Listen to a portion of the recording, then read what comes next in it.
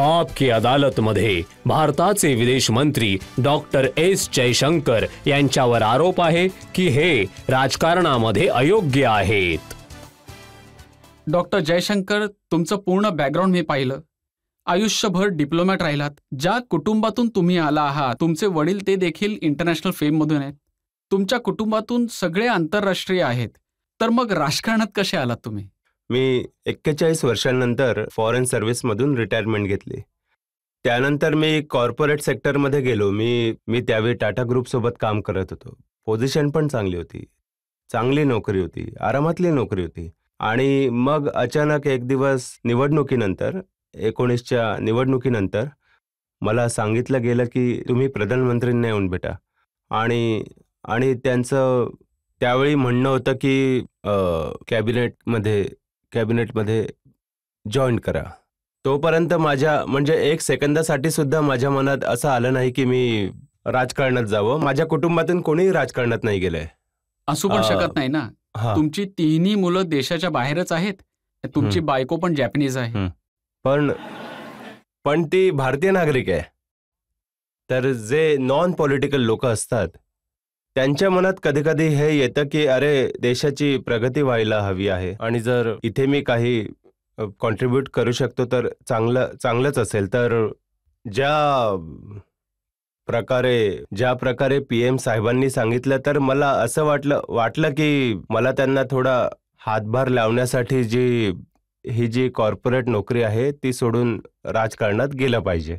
पण जेव्हा मी मंत्री बनलो त्यावेळेला मी कोणत्याच पॉलिटिकल पार्टीचा सदस्य नव्हतो. तर ते जे आहे त्याबद्दल मी विचार केला. 1 महिना विचार केला मी आणि मग नंतर निर्णय घेतला. मोदीजी जर कोणाला आपल्या सरकारमध्ये कॅबिनेट मंत्री बनवणार असतील तर तो निर्णय होकारमध्येच असणार ना.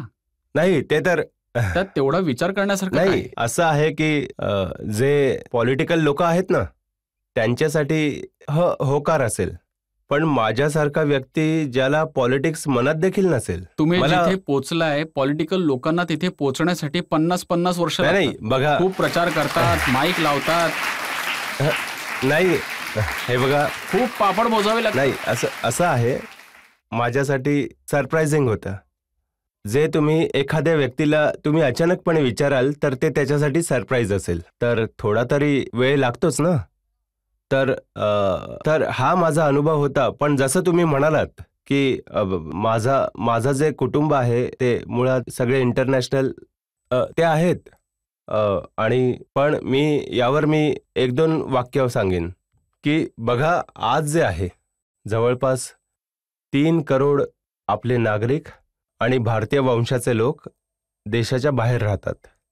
त्यांचं देखील देशाच्या प्रगतीमध्ये खूप मोठं योगदान असतं. की तुम्ही पाहिलं असेल की जेव्हा संकटाचा काही वेळ येतो, आणि आलं होतं जेव्हा आपण न्यूक्लिअर टेस्ट केली होती, आपल्या विरुद्ध एक फायनान्शियल म्हणजे एक प्रकारचे सँक्शन्स लावले होते. तर त्यावेळी किंवा आज देखील रेमिटन्स पाहिल्यास जेवढे रेमिटन्स जगभरातून भारतात येतात, फॉरेन इन्व्हेस्टमेंटपेक्षा रेमिटन्सची संख्या जास्त आहे. तर हे लोक जे भारताबाहेर जे काम करतात, आता हे मी सांगू शकतो की मी 40 वर्ष मी जवळपास 30 वर्ष मी देशाबाहेर होतो. जेव्हा देशाबाहेर जर कोणी एखादी व्यक्ती असते ना, तेव्हा तो देशाचा जास्त विचार करतो. आणि माझ्या बाबतीत तर मी परदेशी सेवेत होतो. 4 ठिकाणी मी राजदूत होतो.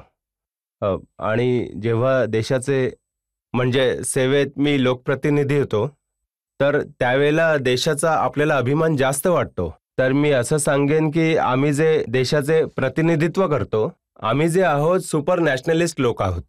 कारण आमच्यासाठी नॅशनलिझम जे आहे हे काही बोलण्याचा विषय नाही आहे. आमच्यासाठी हा रोजचा मामला आहे की तर देशाचा जो अभिमान आणि जी जबाबदारी असते ती नेहमी आम्ही आमच्यासोबतच ठेवतो. म्हणूनच जेव्हा मोदीजी परदेशात जातात तेव्हा ते भारतीय डायस्पोरा लोकांना संबोधित करतात. पहिल्यांदाच जेव्हा ते अमेरिकेत गेले, तर त्यावेळी त्यांची ती एक खूप मोठी बैठक झाली होती मॅडिसन स्क्वेअर गार्डनमध्ये. तर त्याला एक प्रकारची मॉडेल मीटिंग मानली जाते. त्यानंतरही आता कुठेही जातात तेव्हाही त्यासारखीच एखादी मीटिंग करण्याचा प्रयत्न करतात.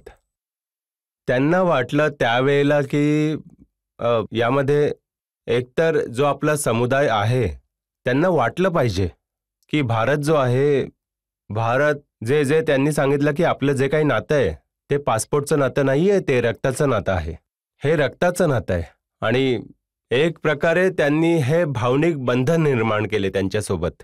तर हे जे 3 कोटी भारतीय जे आहेत किंवा भारतीय वंशाचे लोक आहेत, त्यांना असं वाटतं की हा देश जो आहे तो आपल्याला विसरला नाही आहे.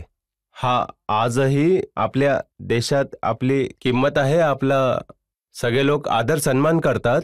तर ही मी म्हणेन की ही खूप चांगली गोष्ट आहे आणि आपल्यासाठी जर आपण राष्ट्रहिताच्या दृष्टिकोनातून पाहिलं तर ही आपल्यासाठी खूप चांगली पण मी गोष्ट आहे. पाहतोय की हळूहळू तुम्ही राजकारणातले गुण अंगी बाळगत आहात. तुम्ही पाहतच आहात की आजकाल बजरंगबलीचा जमाना आहे, तर तुम्ही देखील तुमच्या वक्तव्यांमध्ये बजरंगबलींना डिप्लोमॅट म्हणायला सुरुवात केली आहे.